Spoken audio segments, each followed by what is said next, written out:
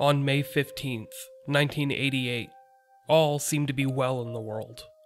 It was a Sunday in Greenwood, South Carolina, a small town roughly an hour north of Augusta, Georgia, and about an hour and a half west of Columbia, South Carolina. Greenwood is the type of town you imagine when you think of rural America. A downtown comprised of brick buildings, a railroad track that separates the storefronts from the industrial area, and a large suburban population. It's a town of roughly 20,000 people, a population level that hasn't really changed in over 30 years. On the northern outskirts of the town is the small county airport, which consists of a single elongated runway. Just a couple of blocks from this airport are a number of apartment complexes, all of which are a few miles out from downtown Greenwood. On this Sunday afternoon, in the middle of May, all seemed to be well and quiet in the world. Friends were celebrating the warm weather by swimming in the apartment pools. Kids were playing outside among others their age, and families were barbecuing and picnicking in the community areas. An 8-year-old girl that lived in this community was out playing with her sister and a friend on their apartment complex's basketball court. They were just a few hundred or so yards away from their apartment, where the sisters lived with their mother, a middle school teacher. The sun was beginning to set, and this 8-year-old climbed onto her bike to head back home. Her older sister and friends stayed at the basketball court for a little while longer. It wasn't until the sister returned to the apartment complex half an hour later that anyone realized this 8-year-old was missing. In between the apartment's basketball court and her front door, this little girl had disappeared. Police would find out what happened to this little girl over the years, but it would take time, advancements in DNA technology, and the persistence of dedicated investigators. And in that meantime, more terrifying and intriguing mysteries would present themselves. This is the story of Malakia Zali Logan.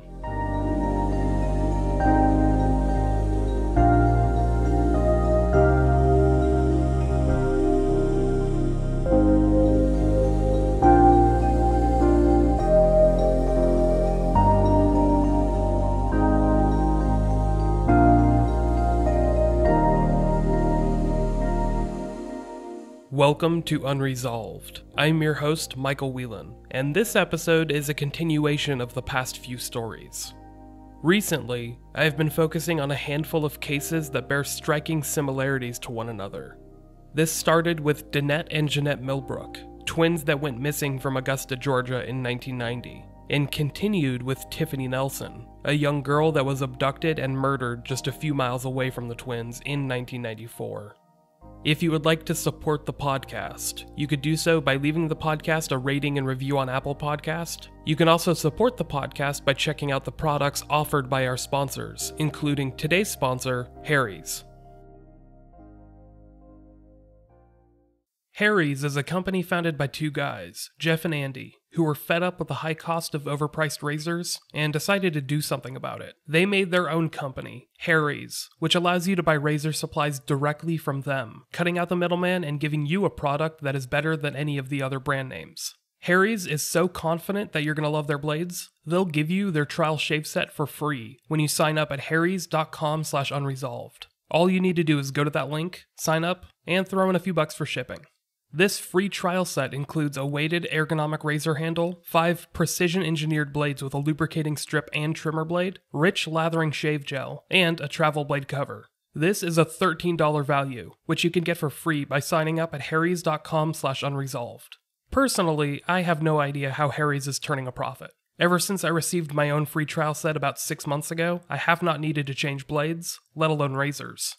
These products are that good. I can promise you that this will give you one of the better shaves of your life. And that's not only me saying that, but my wife. My wife uses Harry's razors now, and will not go back to the other name brands. One more time, the link to sign up is harrys.com/unresolved. That's harrys.com/unresolved. Now, without any further ado, let's head back in time to 1988, where an 8-year-old girl named Malakia Logan has just gone missing. Malakia Zali Logan, most commonly called by her nickname, Kia, was born on August 1st, 1979, Newspaper reports indicate that she was born with 2 separate holes in her heart. Her father, Richard Logan, was the mayor of a small South Carolina town named Saluda. However, Kia lived with her mother, Bernetta Logan Baylor, who was a teacher at a nearby middle school. She had one sister named Renee, and the 3 lived in an apartment complex just north of Greenwood, South Carolina. It was this apartment complex where, on a Sunday evening in the middle of May, everything seemed right. Families were barbecuing, having picnics, and hanging out by the pool, while children were playing all around the complex. Kia and her sister, Renee, were playing with some friends on the basketball court when Kia decided to turn in at around 8:30 p.m. She hopped on her bike and began riding back to her mother's apartment, a distance no greater than 300 yards. When her sister, Renee, went home approximately 20 to 30 minutes later, she was surprised to find out that Kia had not yet returned home. All of their friends in the apartment complex had since gone home, so Renee knew that Kia wasn't still out there. Bernetta, the girl's mother, began looking around the apartment complex for 8-year-old Kia. She could find no sign of her, but they would later find Kia's bike overturned just outside of the apartment office. A little after 9 o'clock that evening, Kia was reported missing to the Greenwood County Sheriff's Office. Dennis Buford, one of the first deputies to arrive at the scene, stated, quote, "It was a pretty Sunday afternoon. When I drove up and looked at that bike in the parking lot, I had a gut feeling something wasn't right, and I called Riley at home." Riley, of course, was Major Sam Riley of the Greenwood County Sheriff's Office. Riley, who would become a famously tight-lipped officer, stated, quote, "We're treating it strictly as a missing persons report. We are requesting anyone with information call our office." A missing persons report was filed with the county, where Kia was listed as being 4 feet 2 inches tall and weighing in at about 60 to 70 pounds. She was a small girl who had been wearing yellow shorts, a yellow and white polka dot shirt, and slip-on shoes on the evening she disappeared. Dennis Buford, the responding deputy, ended up staying the night on the couch of the Logan family, waiting for there to be any ransom calls or communication from Kia herself. Unfortunately, none came, and the next day, they had to begin investigating Kia's disappearance in earnest. That day, Monday, May 16th, approximately 75 people helped conduct a search around the apartment complex.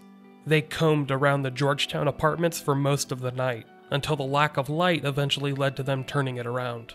Earlier in the day, they had been aided by helicopters provided by SLED, the South Carolina Law Enforcement Division, which is a statewide police agency. Unfortunately, the searches came up with no sign of Kia, or any clue as to what had happened to her.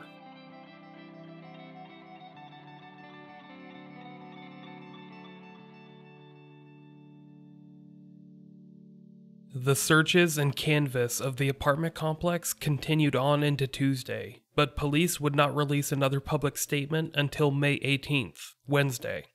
This was when police announced that they were looking for 2 men who had been seen in the vicinity of the Georgetown apartment complex late Sunday afternoon. These 2 men were not immediately believed to be suspects, but they were wanted for questioning.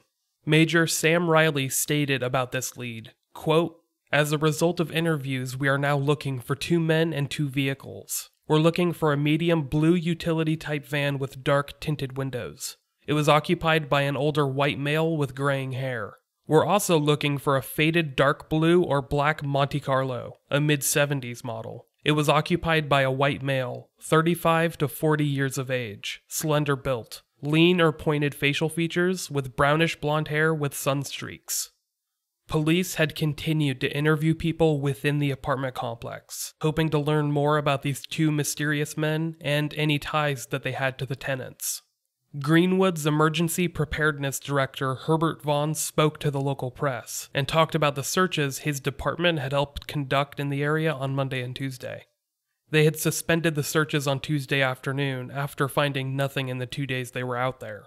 Quote, "We're now awaiting requests from law enforcement for further assistance. The physical search did not produce any leads or clues. Unless new evidence emerges, our participation is over." With the searches beginning to run dry, a reward fund for information was established by Tuck Wooten, the head of the A.M. Tuck Incorporated Concrete Company. Titled the Malakia Zali Logan Reward Fund, it hoped to incentivize anyone with information to come forward. One of the most intriguing and promising leads in this investigation came on that Wednesday night, May 18th, when a composite sketch of a potential suspect was aired on the evening news. The sketch came from the witness sightings of the second person of interest, who had been driving the dark mid-70s model Monte Carlo. He was described as being between 35 and 40 years old, with slender and pointed facial features. His height was listed in the range of 5'8" or 5'9", and he was of slight build, in the weight range of 150 pounds. His hair was dark blonde, which could vary anywhere between blonde and dark brown. The witnesses had described his hair as having a light glow to it, but they could not definitively state that. The witnesses also noted that the suspect had a slightly pockmarked face. This would come up later in the story, so keep that in mind. By Thursday, May 19th, the mood in the Georgetown apartment complex had changed dramatically. The sunny atmosphere from just a few days prior had all but evaporated. Carolyn Kelly, the apartment/property manager that lived in the apartments with her daughter and granddaughter, had noticed a complete overhaul of the environment. Her granddaughter, Ashley, had been friends with both Kia and Renee Logan, and had actually been playing with the two on the basketball court shortly before Kia disappeared. Quote, "It's definitely changed the lifestyle here. Georgetown has always been a family-type community. In the afternoons you see small children running and playing, riding skateboards, that kind of thing." She also stated, quote, "People are definitely keeping small children in. It's like a depression has set in." Greenwood County Sheriff Giles Daniel stated that calls were still pouring in about Kia, either potential sightings or people that may know something. Major Sam Riley said, quote, "These leads have carried the investigation outside of the Greenwood area." South Carolina's Law Enforcement Division spokesman Hugh Munn stated about the composite drawing which the authorities had debuted the evening before. Quote, "We've done all the groundwork we can. The composite is the latest thing we have, and we're trying to develop leads from that. That's all we've got. We're scraping the bottom right now." Sadly, he wasn't too far off. Over the coming weeks, the leads that Sheriff Daniel was excited about began to dry up, either leading to dead ends or going nowhere at all. The composite, for all of its intrigue, led to no real suspects in the surrounding area. On May 30th, over 2 weeks after Kia had disappeared, investigators were still optimistic. But that optimism would be short-lived, as those weeks began to bleed into months.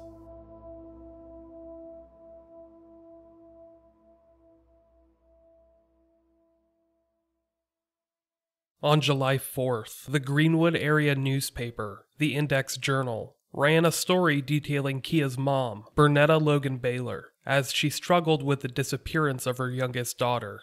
In the weeks since Kia had gone missing, Bernetta struggled to leave the phone for any prolonged period of time. She didn't want to miss any potential calls from Kia. Quote, "Normally there would be a family get-together in Saluda. This year, my daughter Renee will go, but I will stay here to answer the phone, just in case. I hope wherever she is, she's safe and alive and she'll be home soon. Part of me is missing and I need to find it." The author of the newspaper article noted that as she spoke about her daughter, Bernetta was clutching a photo of young Kia. Despite this overwhelming sadness experienced by Bernetta and her family at this moment in time, the article had a profound effect on the community. The next day, a retired pediatrician named Casper E. Wiggins wrote a heartfelt editorial in the Index Journal, which reads as follows. "The child is missing, and apart from the few days immediately after her kidnapping, the public outcry has been next to nothing. But let a Carolina or a Clemson sports event take the forefront, and emotions bubble over throughout the community. Can't we show at least as much concern for the fate of a child? Pity us if we don't. Is it twisted thinking? Does it not bother you, as it does me, that our community, with a few exceptions, seems to be showing little aggressive concern over the mysterious disappearance of one of our children, Micheal Logan? It bothers me that we seem willing to accept this obvious crime against a child without a public uproar. I am not criticizing the authorities, who are working hard to solve the case, nor am I criticizing those who have helped so far, or those concerned citizens who have contributed to the present approximately $3,000 reward. I am criticizing the rest of us, who thrive in our community, yet appear apathetic. I criticize us for not raising such an uproar it would be heard across the nation.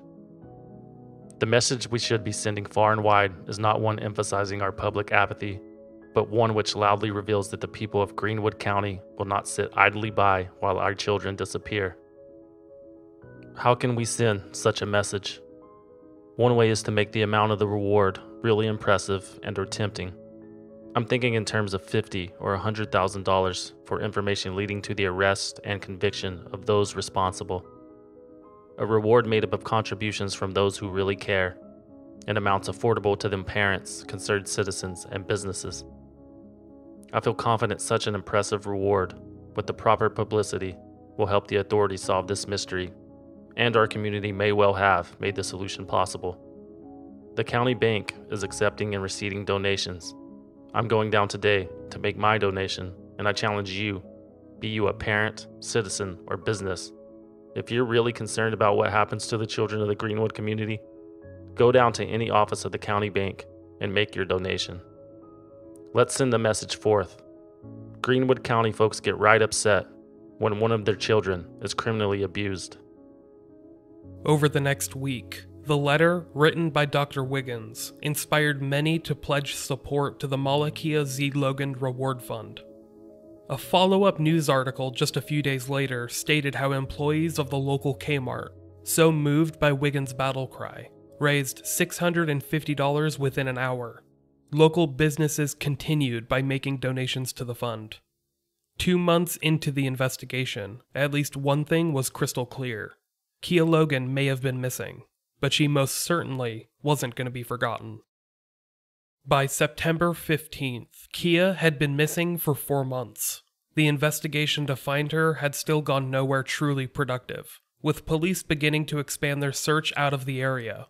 According to some in the police department, they had even begun expanding their search outside of the state. Investigators had been pursuing clues as far away as California, and trying to tie Kia's disappearance to other stories of missing children in the surrounding states. Major Sam Riley stated, quote, "Our department, as well as SLED and FBI personnel, are still actively investigating. Her picture appeared on Advo cards in August, and the story was recently on television. Both of these generated more leads of possible sightings of Micheal Logan and suspects bearing a resemblance of the composite of a man wanted for questioning. Also, the Kia Reward Fund is growing, and we are hopeful that this will bring someone forward with positive information. We are also following up on similar situations that occur in this area and nationwide." Through the rest of the year, police would remain relatively silent as to where their investigations stood. They were still investigating new avenues, but none of them really led anywhere.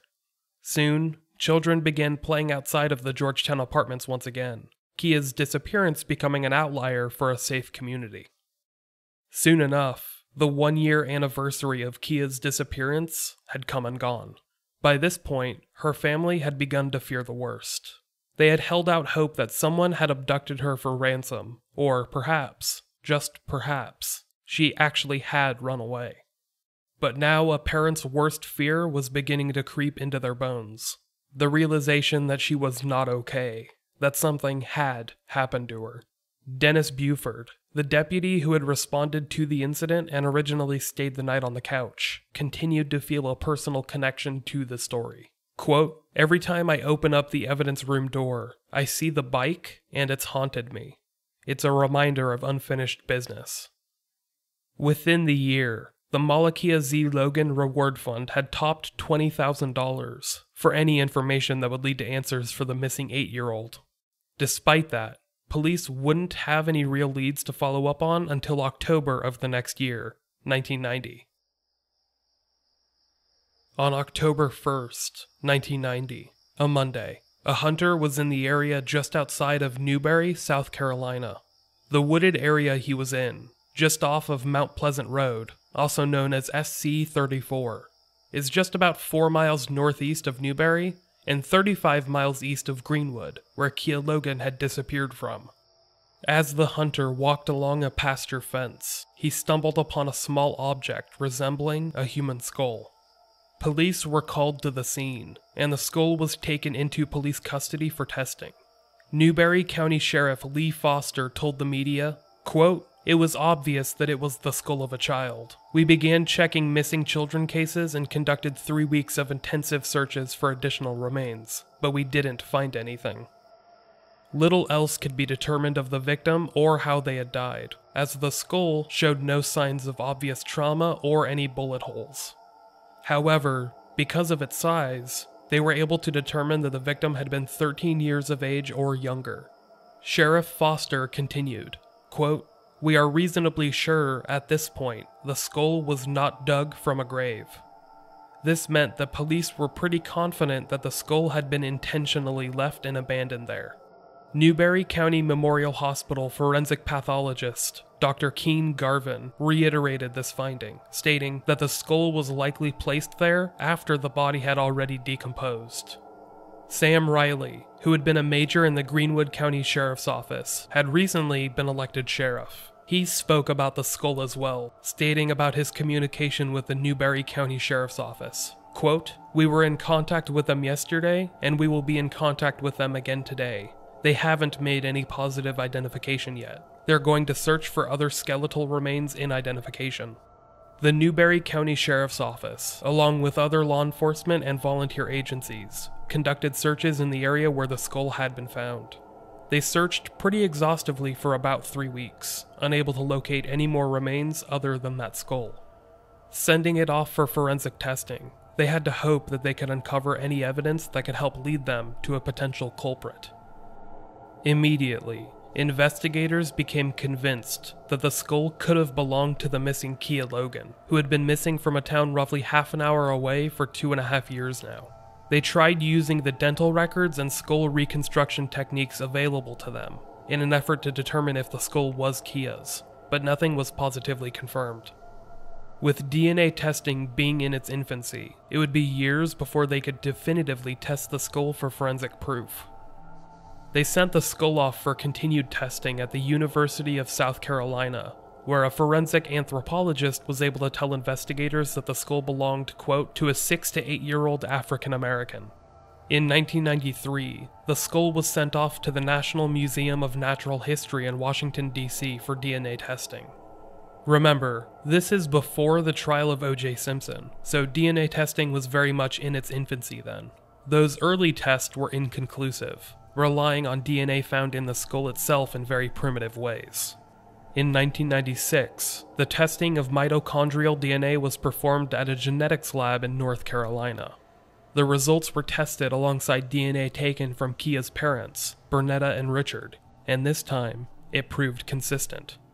This not being enough, the skull would later be sent to an FBI lab in 1998. Here, the skull would be confirmed as belonging to Micheal Logan, with the FBI forensic investigators theorizing that Micheal had originally been killed in Greenwood County, and then later dumped in Newberry County. It took over a decade, but Micheal's parents were finally given answers as to what had happened to their daughter. In between her 1988 disappearance and the 1998 confirmation that the skull did belong to her, they had prepared for the worst, but anticipated Micheal still returning home. Dennis Buford, the deputy who had originally responded to the scene, was a sergeant at this point in time for the Greenwood County Sheriff's Office. He stated about the confirmation of the skull belonging to Micheal. Quote, "I felt for a long time that the skull was hers, but I hoped it wasn't. I had dreams that maybe she's been in California or somewhere all this time."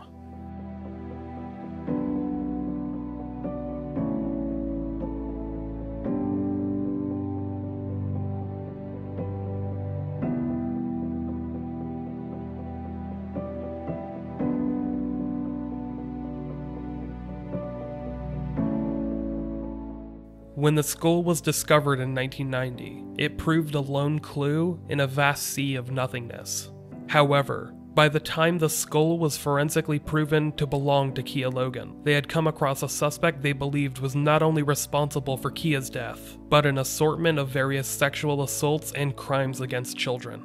This suspect's name was Charles Wade Hampton. Between 1995 and 1996, the states of Georgia and South Carolina began investigating a series of sexual assaults that occurred along a specific interstate.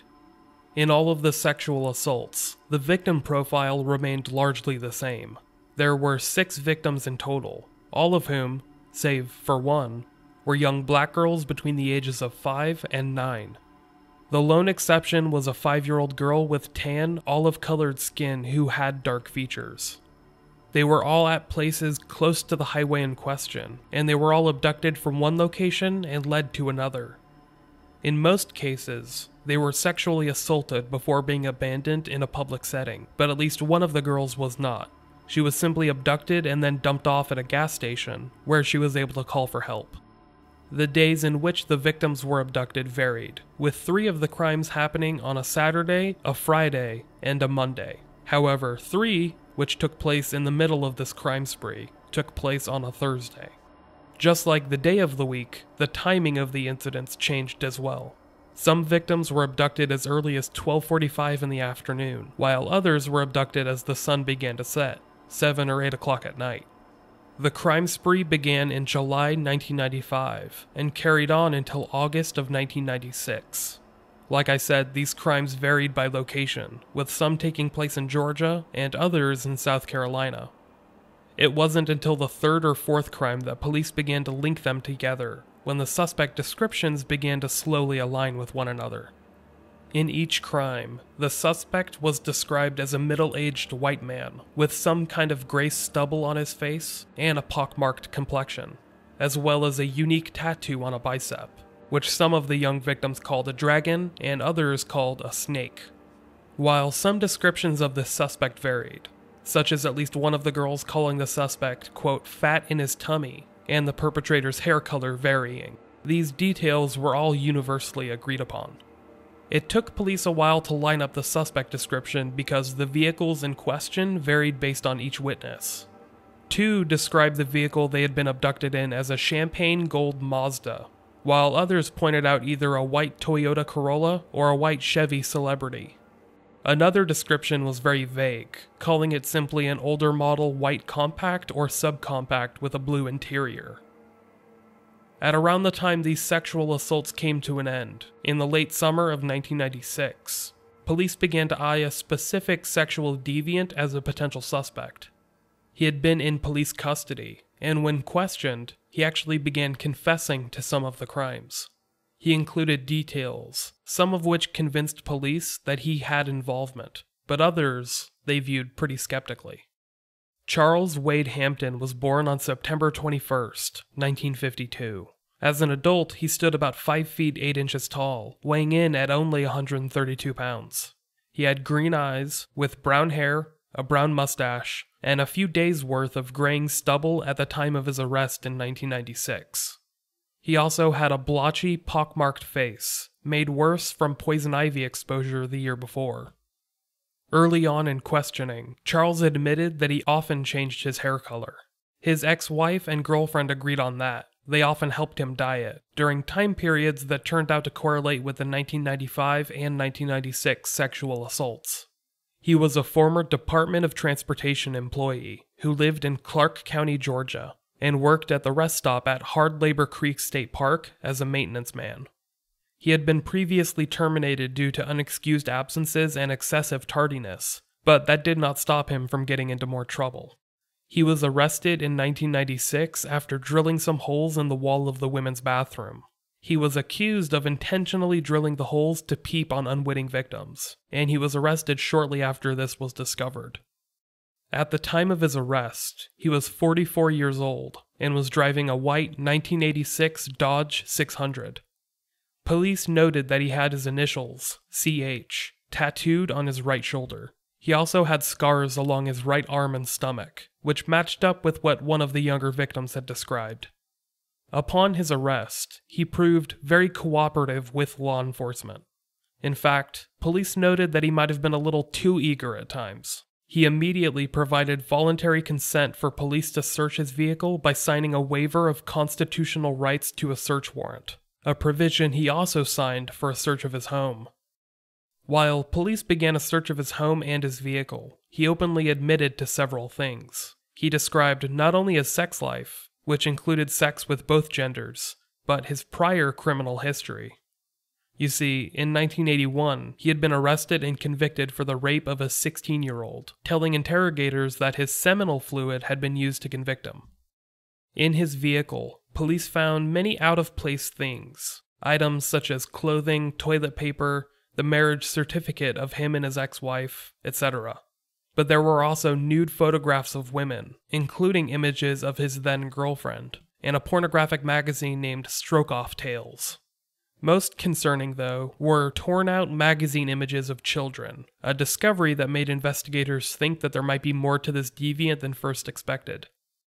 When they searched his home, they found several photographs of children in underwear, as well as various photos of nude adults, including pictures of Hampton himself.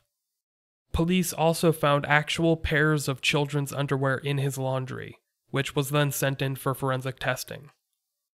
After this discovery, interrogators circled back around to Hampton.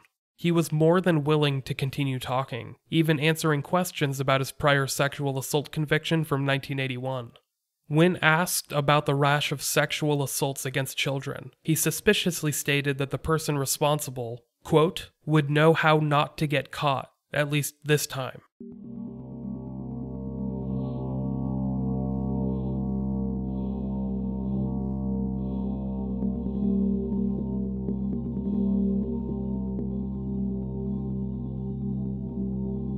Charles Hampton agreed to give up blood and hair samples to investigators. When they continued their rounds of questioning, Hampton was pretty eager to talk. He openly confessed to committing several of the child abductions, providing explicit details of the subsequent sexual assaults. Many of these details matched up with what police had heard from the victims themselves, but others did not. Hampton confessed to committing 3 child abductions in a northern Georgia town, and even confessed to killing a child out on a farm. Police were able to link Hampton to a farm owned in northern Georgia, which was owned by a friend of his. Hampton was known to spend a good amount of time on this farm, and it remained on the investigators' radar for a good amount of time after this initial confession. Police took Hampton out of jail and drove him to many of the landmarks and locations from the child abductions. Just like the details he provided, he knew some information about these locales, but not all of the minute details. It began to seem to police like he was making things up as he went along, but they were constantly reminded by the facts that something was amiss. This is when police spoke to Hampton's ex-wife and his girlfriend, who told them things about Charles that made them think he was a viable suspect.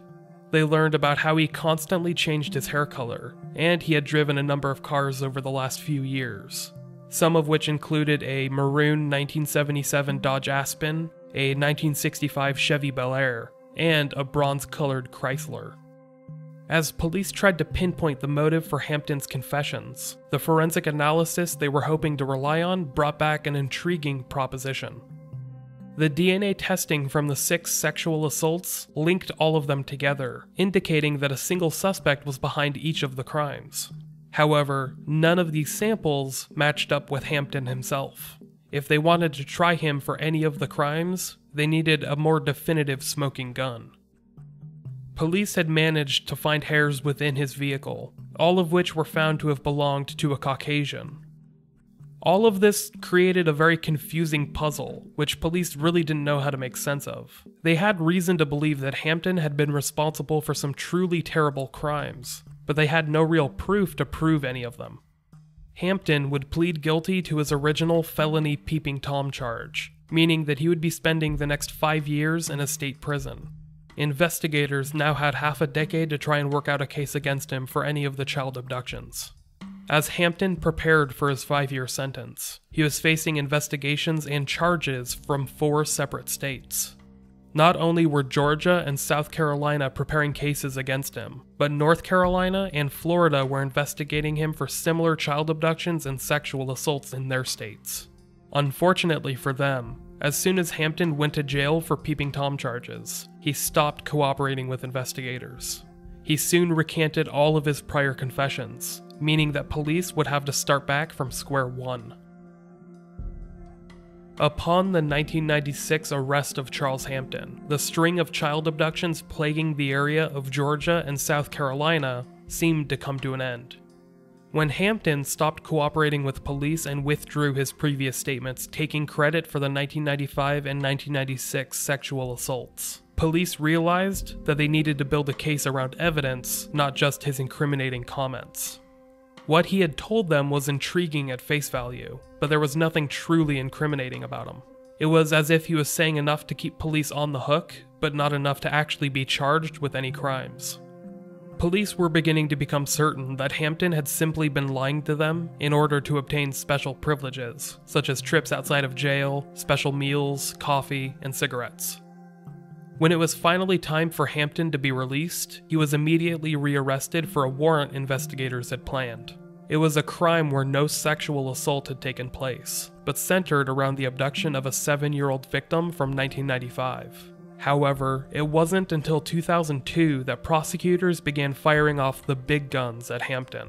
This was when he was transferred to a jail in Greenwood County, the same county where Micheal Logan had disappeared from in 1988. Prosecutors there had been building a case against Hampton since the summer of 2000, but chose not to bring it forward because of an interstate agreement between Georgia and South Carolina. Hampton had been sitting in a Georgia prison at the time, and if South Carolina prosecutors tried the case, they would be forced to bring Hampton to trial within 180 days. They wanted to take their time with it, and waited until his holding period for the 1995 warrant was nearing its end to finally strike. This indictment was signed by 8th Circuit Solicitor William Towns Jones, the same William Towns Jones whose daughter, Towns, was given international popularity in the Harry Styles song Carolina. The indictment against Charles Wade Hampton included crimes such as murder, kidnapping, criminal sexual conduct with a minor, and assault with intent to commit criminal sexual conduct. The alleged victim was Malakia Zali Logan. Speaking about the indictment, longtime Greenwood County Sheriff Sam Riley stated, quote, "There was no relationship between him and Kia. He did not live here. This was a random act, which seems to be his technique." Police and prosecutors seemed certain at the time of this indictment, November 6, 2002, that Charles Wade Hampton was responsible for the abduction and murder of Micheal Logan. They were both prepared to pursue the death penalty in the upcoming criminal trial, which they were allowed to do for any kidnapping or sexual assault charges when the victim was 11 years old or younger. Hampton pled not guilty from the get-go.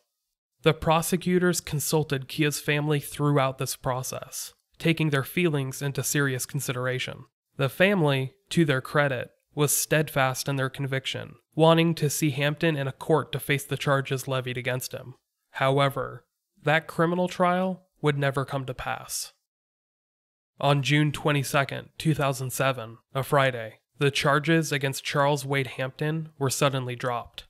It had been nearly 5 years since the original indictment was filed, accusing him of the abduction and murder of Micheal Logan. Prosecutors and solicitors, once confident that the case against him was looking rock solid, were now worried about not having enough evidence against him. They wanted to keep their options open, should more evidence be found against him, so they didn't want him to go free and then lose any chance at a prosecution under double jeopardy laws. 8th Circuit Solicitor Jerry Peace, who had replaced William Towns Jones in the preceding half-decade, had plenty to say about this decision. Quote, "The murder, kidnapping, and criminal sexual misconduct charges have been dropped. We couldn't prove this case." Peace stated that Hampton had falsely confessed to, quote, 1, maybe 2 murders in Georgia and 1 in Colombia. DNA testing didn't match him in one of the Georgia cases. Reading his statement, you'd think that only the person who did that would know these details. Maybe he did it, maybe he didn't, but we can't prove it.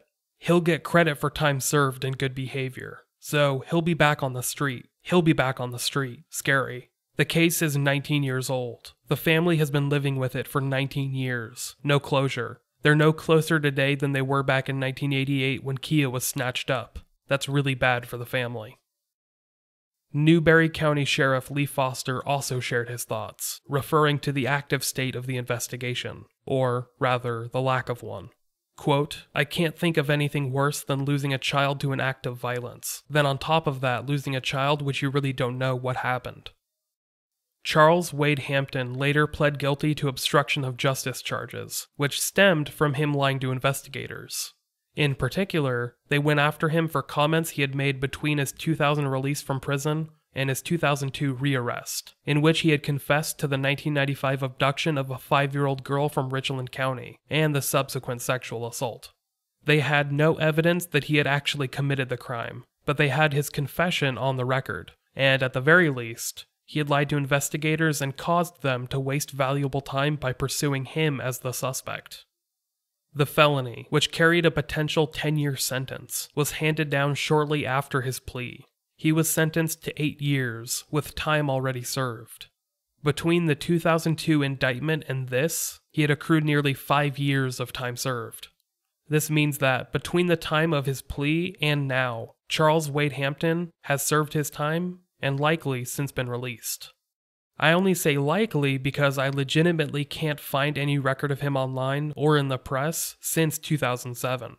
He would be 65 years old as of this episode's recording, and there's only a brief mention of him on the South Carolina Law Enforcement Division's Sex Offender Registry. It has not been updated with any of his current information. I think it's important to note this, not because I definitively believe him to be the person responsible for Micheal Logan's abduction or murder, but rather, I view him pretty skeptically because he has said some very damning things about himself, and he has also committed some criminal acts, none of which would paint him as a very flattering neighbor.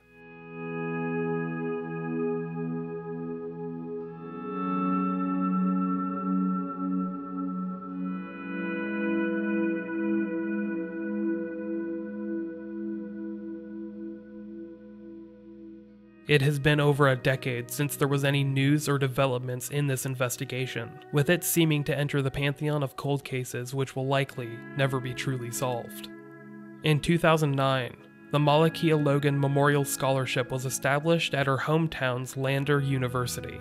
Set in the middle of Greenwood itself, the reward fund started with a $2,000 donation in her name. Then, when her family and former Sheriff Sam Riley got involved, they realized that the initial reward fund, which had been established for information, had remained untouched for around 2 decades. It had grown to a total of $20,328.68. They all decided to put the money to good use, allowing education or nursing majors to receive the scholarship in times of hardship. As former Sheriff Riley and current Sheriff Tony Davis stated, quote, "Members of the community supported the Logan family when in need, and now those funds will support those in need with educational opportunities." Police have long theorized that the abduction and the later murder of Micheal Logan was a crime of opportunity, a random child abduction that went, quote, sour, usually a byproduct of a victim choosing to fight back or attempting to run away. It's hard not to compare this crime to that of Tiffany Nelson, a 9-year-old that went missing from Augusta, Georgia, 6 years later in the June of 1994. She also went missing while riding her bike very close to her home, in a very public setting. Tiffany, whose case I covered in the last episode, was found in a shallow grave roughly 20 miles away from where she had gone missing.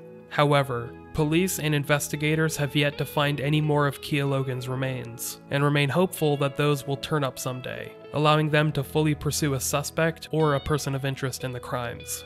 If you have any information about this case, you can contact the Greenwood County Sheriff's Department at 864-942-8600. You can also contact the South Carolina Law Enforcement Division at 803-737-9000. As of this episode's recording, the abduction and murder of Malakia Zali Logan remains unresolved.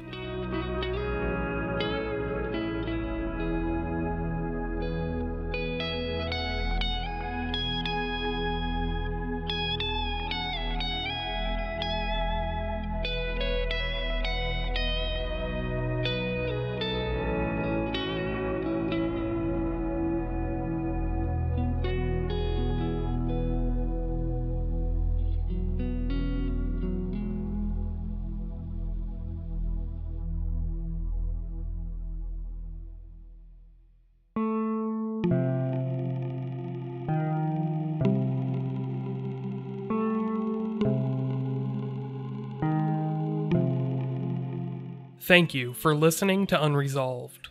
I would like to give a special thanks to the people that have supported the podcast, either by reaching out on social media, supporting the project on Patreon, or sending in an email. Even though I barely ever respond immediately, it's all very much appreciated and I cannot thank you enough.